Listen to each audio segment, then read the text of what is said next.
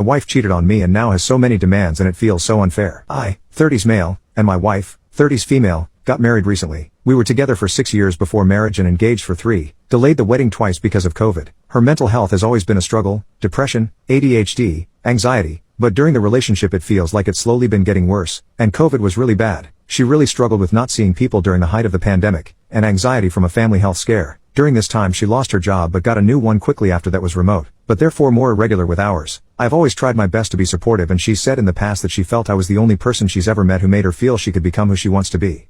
But I suppose that stopped being true at some point. A few months after our wedding, she got COVID and also had long COVID symptoms for a while. It was very difficult mentally and physically. I think she was mostly recovered after several months when she got COVID again and long COVID symptoms again. We knew better how to manage it so it improved slightly faster, but stress-wise, it all became too much. After she got COVID the second time, we started being much more careful with our masking. We only ate indoors for important occasions, and wore masks in bars. We sat outside in the winter at any place that still had outdoor seating. But after her second COVID recovery, she spiraled into a depression worse than I had seen before. She decided to take a leave from work. During the depressive episode and leave, I fed her, did all the household chores, and worked full-time.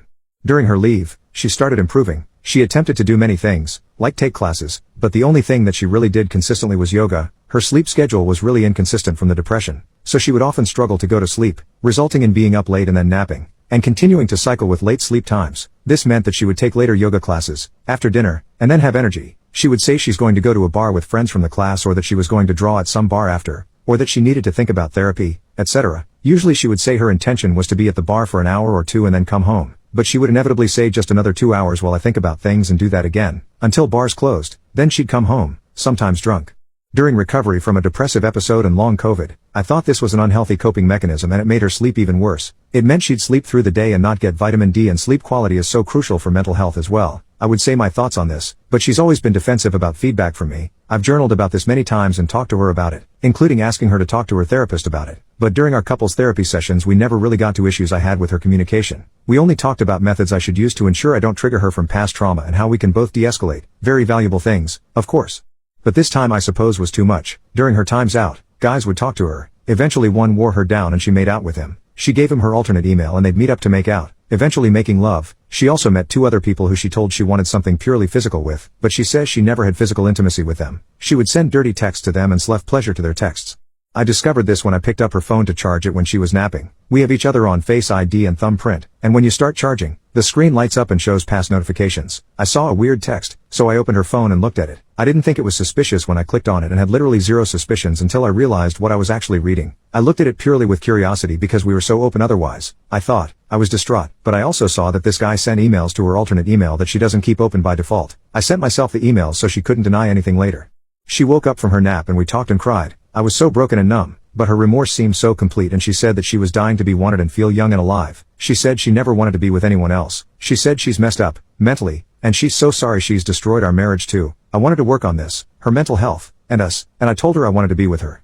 The next day was hard, but we seemed to get through it somehow. Then she had a therapist appointment. We talked about it afterward. Her therapist seemed to tell her she's never done this before, so it isn't who she is. She was feeling trapped and wanted attention.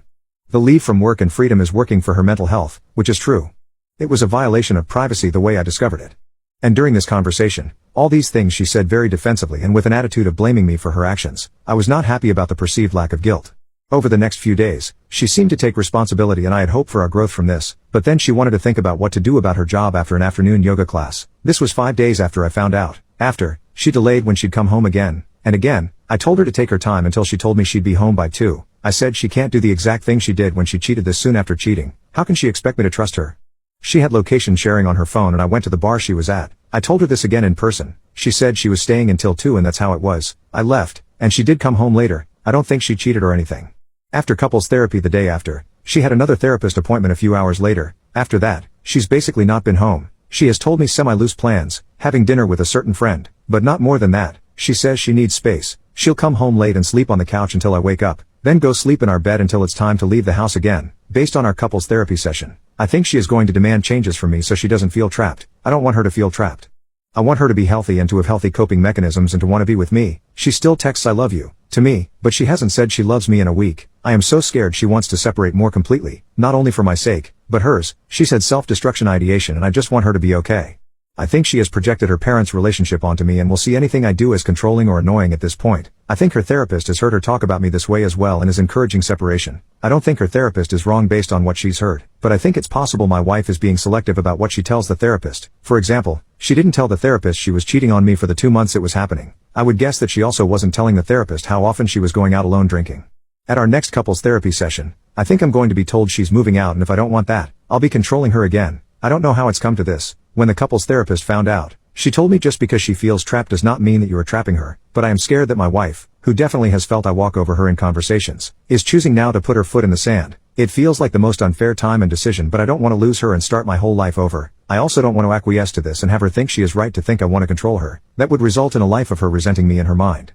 I know I'm not blameless. We got couples therapy before this happened for a reason. I am argumentative and she gets triggered by confrontation from past trauma. We have worked on it a lot and I am doing better, but I'm not perfect. But above all else I want her to be happy and healthy, and I thought she knew that. So how can she think that I want to control her instead of thinking she's coping unhealthily?